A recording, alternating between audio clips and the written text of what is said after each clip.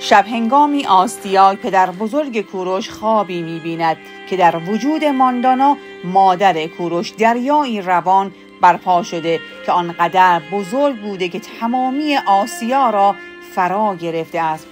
هنگامی که آستیاگ خوابش را برای معبرها تعریف نمود، تعبیرشان بر این بود که ماندانا تمامی آسیا را غلبه می کند و سپس آستیاگ تصمیم بر این گرفت که دخترش را به کمبوجیه شاه شمال خوزستان دهد. همان سال آستیاگ دوباره خوابی می بیند که از بدن ماندانا فرزندی متولد می شود که بر تمامی آسیا حکمرانی می کند. هنگامی که آستیاگ از وضع حمل دخترش با خبر شد، تصمیم بر این گرفت تا فرزند دخترش را به دست هارپاگ بدهد تا جان فرزند را بگیرد. هارپاگ فرزند ماندانا را به دست یکی از چوپانهای شاه به نام هارپاد داد و از وی خواست که بچه را در جنگل یا کوه رها کند. هنگامی که همسر هارپاد متوجه موضوع شد، مانع انجام دادن کار شوهرش شد و به او پیشنهاد داد که به جای کوروش فرزند مرده خودشان را در جنگل رها کند و جان فرزند ماندانا را نجات دهد. سالها از آن موضوع گذشت و کوروش به 10 سالگی رسید. در یکی از روزها هنگامی که کوروش با کودکان همسایگان در حال بازی کردن بود و بازی بدین گونه ترتیب داده شده بود که میبایست برای شروع و ادامه شاهی را انتخاب می نمودن، در این حین نوبت به شاه شدن کوروش بزرگ رسید. وی در میان بازی تصمیم بر این گرفت که به کودکان دستور دهد تا کودکی را که از قانون بازی پیروی نکرده است تنبیه کنند. پدر آن کودک نزد آستیاگ رفت و شکایتی را علیه کوروش در برابر شاه شکل داد و ادعایش بر این بود که یکی از نوکران و بردگان دربار دست بر روی فرزندان دربار بلند کرده است.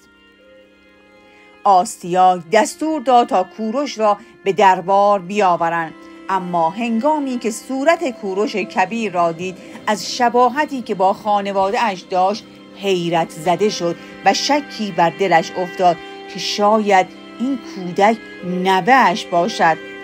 شاه تصمیم گرفت تا هارپاد را با شکنجه تهدید کند تا حقیقت را بیان کند. چوپان از تهدیدهای شاه هراسید و حقیقت را این گونه برملا کرد. سپس شاه دستور داد تا هارپاگ را نزدش بیاورند تا متوجه شوند فرزند دخترش را کشته است یا خیر. هارپاگ در وجود هارپاد حقیقت را این گونه بیان کرد: قصد نداشتم قاتل فرزند دخترتان شوم و دستور شما را طوری اجرا نمودم که انگار انجام شده است. شاه از این امر بسیار خوشنود شد و مهمانی را برای این خبر مبارک برپا کرد. شاه کوروش را فرا خواند و گفتگویی میانشان شکل گرفت و بیان کرد که درباره‌اش بدگمانی کرده و آن گونه که خوابش را تعبیر کرده اند نبوده است. اکنون می توانی به پارس راهی شوی و با مادرت ملاقاتی داشته باشی. بدین ترتیب کوروش تصمیم گرفت تا دربار شاه را ترک نماید و به سمت کمبوجیه حرکت کرد تا با خانواده خود ملاقات کند.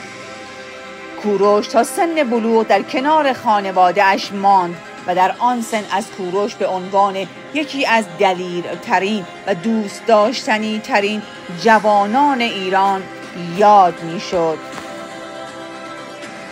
کوروش کبیر یکی از بزرگترین و شجاعترین پادشاهان ایران با گفتار نیک، پندار نیک و کردار نیک خود انقلاب بزرگی در امپراتوری های تاریخ برپا کرد.